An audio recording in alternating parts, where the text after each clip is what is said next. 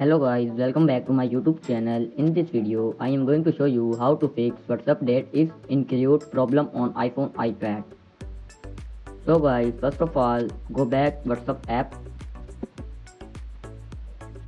So guys, first of all, you have to open settings and check Wi-Fi connection.